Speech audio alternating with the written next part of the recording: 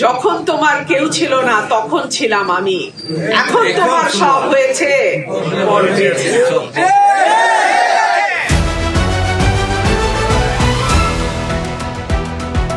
রাজনীতির মাঠে এই মুহূর্তে সবচেয়ে বেশি আলোচিত নাম ব্যারিস্টার রুমিন ফারহানা। বিএনপি থেকে বহিষ্কারের পর আর চুপ নেই তিনি। একটার পর একটা খোলামেলা, তীব্র আর বিস্ফোরক বক্তব্য দিয়ে নিজেরই দল বিএনপিকে, এমনকি দলের শীর্ষ নেতৃত্বকেও একেবারে ধুয়ে দিচ্ছেন তিনি। আর এবার তিনি সরাসরি সমালোচনা করলেন বিএনপির ভারপ্রাপ্ত চেয়ারম্যান জনাব তারেক রহমানকে। এই বক্তব্য প্রকাশ পাওয়ার পরই সামাজিক যোগাযোগ মাধ্যম থেকে শুরু করে রাজনৈতিক মহলে নেমে এসেছে তীব্র আলোড়ন। প্রশ্ন উঠেছে, ঠিক কি বললেন ব্যারিস্টার রুমিন ফারহানা? এতটা তীব্র কেন তার ভাষা?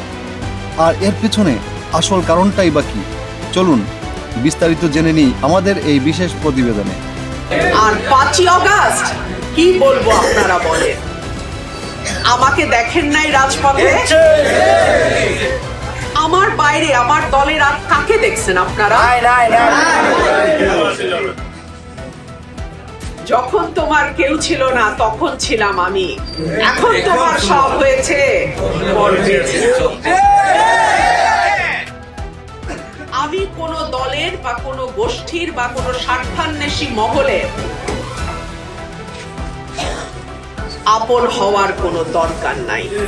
এই বক্তব্যটি মূলত বিএনপি এবং তারেক রহমানকে লক্ষ্য করেই দেওয়া হয়েছে বলে মনে করেছেন রাজনৈতিক বিশ্লেষকরা।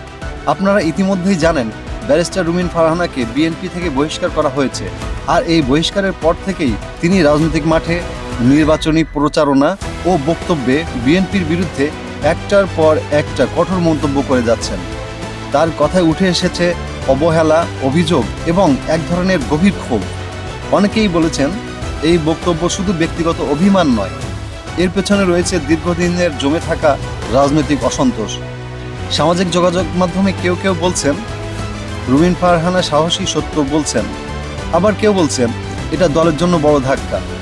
একটি বিষয় নিশ্চিত, তার এই বক্তব্য বিএনপির রাজনীতিতে নতুন করে প্রশ্ন তুলছে। এই বিষয়ে আপনার মতামত কি? রুমিন ফারহানার বক্তব্য কি আপনি সাহসী মনে করেন নাকি বিতর্কিত? মতামত জানাতে ভুলবেন না কমেন্ট বক্সে।